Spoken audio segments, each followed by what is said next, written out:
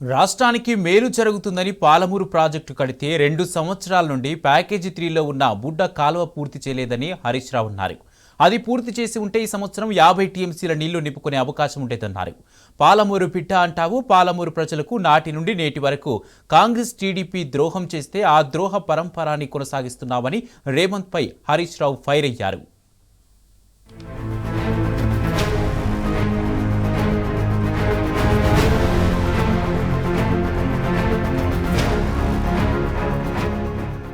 తెలంగాణ ప్రయోజనాలను పణంగా పెట్టి పాలమూరు రంగారెడ్డి ఎత్తిపోతల పథకానికి మరణ శాసనం రాసింది ముమ్మాటికి కాంగ్రెసేనని, నాటి నుంచి నేటి వరకు తీరని ద్రోహం చేసిన ఆ పార్టీయే తెలంగాణకు నంబర్ 1 విలన్ అని మాజీ మంత్రి హరీష్ రావు తీవ్ర స్థాయిలో ధ్వజమెత్తారు. కాంగ్రెస్ సర్కార్ వైఫల్యాలను కప్పిపుచ్చుకోవడానికి అసెంబ్లీలో రేవంత్ రెడ్డి పిట్టకథలు, మంత్రి ఉత్తమ్ కుమార్ కట్టుకథలు చెప్పి సభను తప్పుదోవ పట్టించారని విరుచుకుపడ్డారు.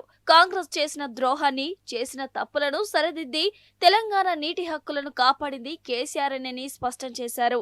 10 ఏళ్ల పాలనలో కాళేశ్వరం, పాలమూరు లాంటి బృహత్తరమైన ప్రాజెక్టులను నిర్మించిన ఘన చరిత్ర బీఆర్ఎస్ సర్కార్.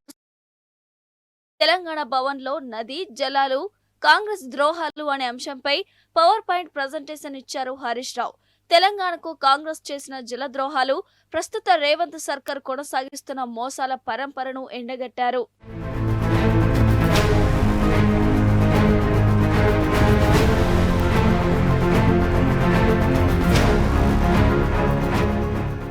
తెలంగాణను బలవంతంగా ఆంధ్రాలో కలిపి మోసాల పరంపరకు శ్రీకారం చుట్టిందని, 174 టీఎంసీల నీటి వినియోగ లక్ష్యంగా అప్పర్ కృష్ణ, తుంగభద్ర ఎడమ కాలువ, భీమా ప్రాజెక్టులను రద్దు చేయవద్దని ఫజల్ అలీ కమిషన్ చేసిన సిఫారసులను తుంగలో తొక్కి ఆ ప్రాజెక్టులను రద్దు చేసిందని, తెలంగాణకు అన్యాయం చేసిందని నిప్పులు చెరిగారు. ఉమ్మడి రాష్ట్రంలో గోదావరిలో 79% తెలంగాణకు పరివాహక ప్రాంతం ఉంటే దక్కింది 15%, కృష్ణాలో 69కి దక్కింది 34%మేనని తెలిపారు.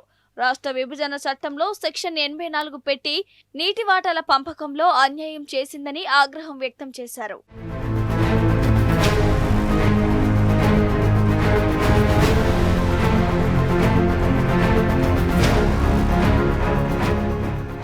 రేవంత్ రెడ్డి 2 ఏళ్ల పాలనలో తెలంగాణకు మరింత అన్యాయం జరిగిందని హరీష్ ఫైర్ అయ్యారు. గద్దెనెక్కిన 40 రోజుల్లోనే కేఆర్ఎంబీకి కృష్ణా ప్రాజెక్టులను అప్పగించి బనకచెర్లకు లోపకాయకారి ఒప్పందం చేసుకున్న నీచపు ముఖ్యమంత్రి రేవంత్ రెడ్డి అని ధ్వజమెత్తారు.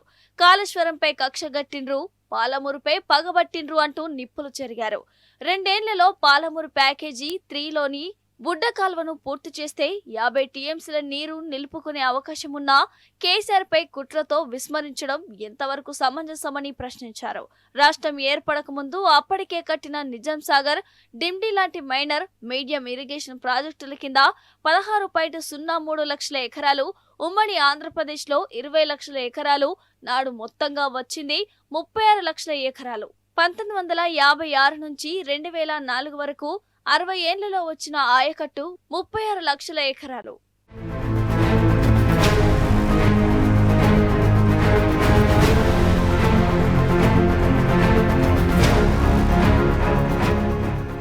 పదేళ్ల కాంగ్రెస్ పాలనలో 5.71 లక్షల ఎకరాల కొత్త ఆయకట్టు, స్థిరీకరణ 93,000 ఎకరాలు, మొత్తంగా 6.64 లక్షల ఎకరాలు. కానీ బీఆర్ఎస్ 9.5 ఏళ్ల పాలనలో కరోనా సంక్షోభం, పెద్ద నోట్ల రద్దుతో ఆర్థిక మాంద్యం నెలకొన్న కొత్త రాష్ట్రమైన స్థిరీకరించిన ఆయకట్టు 31.50 లక్షల ఎకరాలు, 17.24 లక్షల ఎకరాలు. కొత్త ఆయకట్టు మొత్తంగా 48.74 లక్షల ఎకరాల ఆయకట్టు సాధించిన ఘనత కేసీఆర్ ప్రభుత్వానికే దక్కింది అని తేల్చి చెప్పారు. కాంగ్రెస్ 10 ఏళ్లు 5.71 లక్షల కొత్త ఆయకట్టు, బీఆర్ఎస్ 17.24 లక్షల కొత్త ఆయకట్టు. కాంగ్రెస్ కొత్తగా తెచ్చిన ఆయకట్టు ఏడాదికి 57,000 ఎకరాలు. బీఆర్ఎస్ పాలనలో ఏడాదికి 181,473 ఎకరాలు అని స్పష్టం చేశారు. ఈ గణాంకాలే కాంగ్రెస్ బీఆర్ఎస్ పాలనలకు తేడాలను అని తేల్చి చెప్పారు.